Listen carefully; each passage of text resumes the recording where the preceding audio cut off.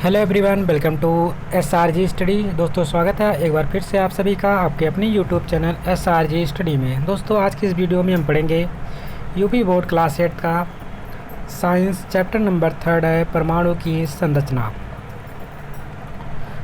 आइए वीडियो की शुरुआत करते हैं। अभ्यास प्रश्न से पहला प्रश्न है, निम्नलिखित प्रश्नों में सही विकल्प छांटकर लिखिए। पहला प्रश्न यहाँ पे दे रखा है, न्यूट्रॉन की खोज किसने की थी। तो आपके ऑप्शन दे रखे हैं कड़ाद, दूसरा ऑप्शन है डाल्टन, तीसरा है जेम्स चैडविक, चौथा है रदरफोर्ड। तो हम लोग याद करेंगे एक ट्रिक से इसको। दोस्तों क्या है कि ना, ईटा पर नाच, आपका जो ई से बन रहा है ई है इलेक्ट्रॉन। इसको किसने खोजा था? जे थॉम्सन ने। उसके बाद परमाणु की खोज किसने की थी? रदरफोर्ड ने। ठीक है, अगर रदरफोर्ड का ऑप्शन नहीं होगा तो गोल्डस्टीन होगा, तो गोल्डस्टीन पे लगा देंगे आप। और ना से बन जाएगा न्यूट्रॉन। न्यूट्रॉन की खोज किसने की थी? तो चैडविक ने की थी। जेम्स चैडविक ने न्यूट्रॉन की खोज की थी। इस प्रकार से आप याद कर लेंगे। इलेक्ट्रॉन की खोज जे थॉम्सन ने, प्रोटॉन की खोज रदरफोर्ड या गोल्डस्टीन ने, और न्यूट्रॉन की खोज जेम्स चैडविक ने। तो इस प्रकार से आपको मिल गया न्यूट्रॉन की खोज किसने की थी? जेम्स चैडविक ने। प्रश्न नंबर नेक्स्ट है, किसी तत्व के वे परमाणु जिनकी परमाणु संख्या समान होती है परंतु द्रव्यमान संख्या भिन्न होती कहलाती है। तो दोस्तों अगर बात करते हैं, जैसे मान लीजिए 1H1 1H2 1H3, यहाँ पे कर लीजिएगा 1H2 और 1H3। ये देख रहे होंगे, ये जो नीचे होता है इसको हम परमाणु क्रमांक बोलते हैं, और ये जो ऊपर होता है इसको हम परमाणु भार बोलते हैं। ठीक है, यानी कि जिसके क्रमांक समान होते हैं वे क्या कहलाते हैं? समस्थानिक कहलाते हैं। जिसके परमाणु भार समान होते हैं वे समभारिक कहलाते हैं। तो आपको यहाँ पे क्या समान दिख रहा है? नीचे वाला चीज़ें, यहाँ पे 1 है, वहाँ पे 1 है, यानी कि परमाणु क्रमांक इसके समान, इसलिए समस्थानिक होंगी। तो हाइड्रोजन के 3 समस्थानिक होते हैं।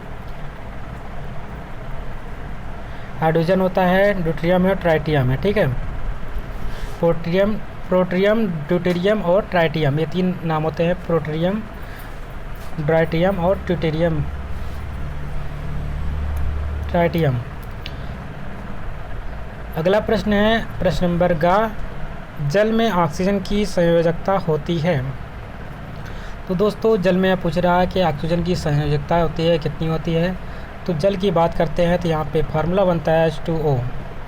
तो अगर हम देखते हैं यहाँ पे जो ऑक्सीजन के लिए संयोजकता बनाने का कार्य, यानी कि स्थायी बनाने के लिए कितने इलेक्ट्रॉन की आवश्यकता होती है?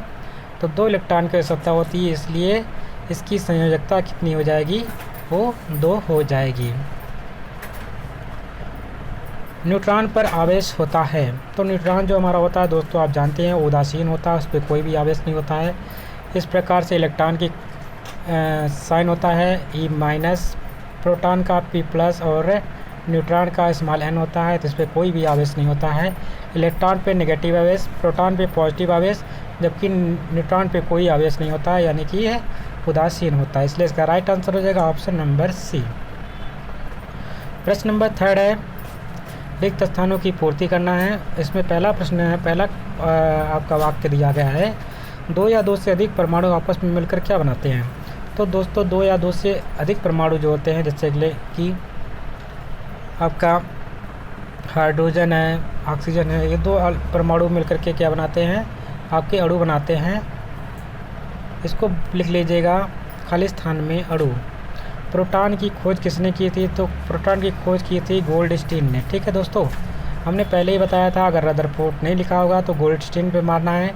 वैसे जनरली आपका गोल्डस्टीन ही होता है, लेकिन कहीं कहीं आपका रदरफोर्ड भी लिखा रहता है, तो आप प्रोटॉन में रदरफोर्ड के ऊपर भी जा सकते हैं। लेकिन आपको अगर दोनों ऑप्शन मिलते हैं एक ही ऑप्शन में, कि प्रोटॉन की खोज किसने की थी, रदरफोर्ड में भी ये लिखा है और गोल्डस्टीन में भी लिखा है, तो आप गोल्डस्टीन की तरफ जाएंगे, यानी इसका जो राइट आंसर होगा गोल्डस्टीन ही होगा।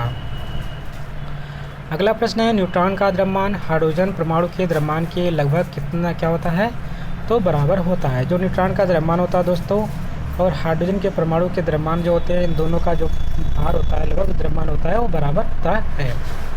नील्स बोर के अनुसार परमाणु का समस्त खाली स्थान द्रव्यमान तथा धनावेश उसके नाभिक पर में उपस्थित हुआ। नील्स बोर ने अपनी परमाणु की जो अपनी व्याख्या की थी, उन्होंने जो थ्योरी दिया था उसमें कहा था कि जो परमाणु का जो समस्त द्रव्यमान और धन आवेश होता है वो कहाँ पे होता है, वो किसी भी परमाणु के नाभिक में होता है। अगला है प्रश्न नंबर 4 है, स्तंभ का स्तंभ खा से मिलान कीजिए। स्तंभ का में आपको दे रखा है चैडविक, इलेक्ट्रॉन और कार्बन। इधर स्तंभ खा में दे रखा है इलेक्ट्रॉन,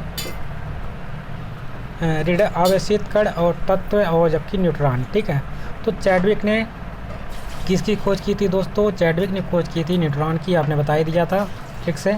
इलेक्ट्रॉन पे ऋण आवेशित चार्ज होता है, ये ऋण आवेशित कण है, और कार्बन क्या हमारा एक तत्व है। प्रश्न नंबर 5 है, किसी परमाणु में पाए जाने वाले कणों के नाम लिखिए। तो एक परमाणु अगर लेते हैं तो उसमें कौन कौन से कण पाए जाते हैं, इससे छोटा कोई टुकड़ा नहीं किया जा सकता है।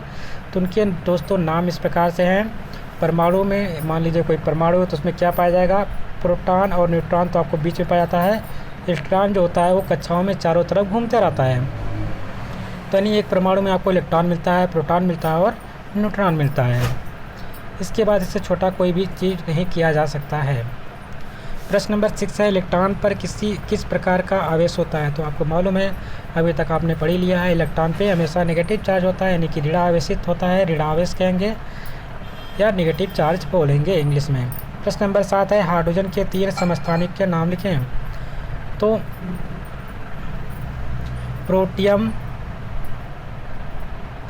ड्यूटेरियम और ट्राइटियम, ये हाइड्रोजन के 3 समस्थानिक है, क्योंकि यहाँ पे देखिए आपका परमाणु भार चेंज हो रहा है जबकि परमाणु संख्या नहीं चेंज हो रही है, यानी 1h1, 1h2, 1h3।